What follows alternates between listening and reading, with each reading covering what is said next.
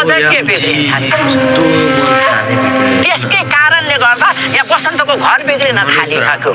त्यसैले यसको राम्रो सम्बन्ध छैन तँलाई थाहा छैन लागेको घाउको पीडा लिएर जान लाग्यो कि आफ्नो मुटुमा लागेको घाउको पीडा पनि कसले बिर्सन्छ र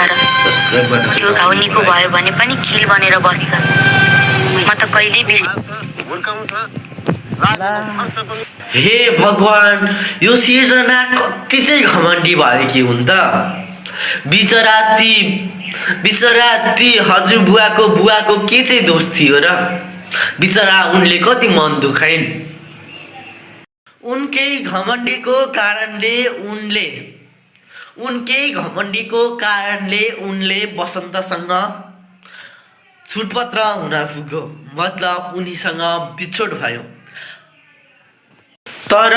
मर्न आँटेको बुवालाई यो सिर्जनाले के चाहिँ गर्न आँटेकी हुन् त के दुःख दिन आँटेकी छिन् त उनले त्यो बुवाबाट के चाहन्छन् त भिडियो अन्तिमसम्म हेर्नु होला है त धन्यवाद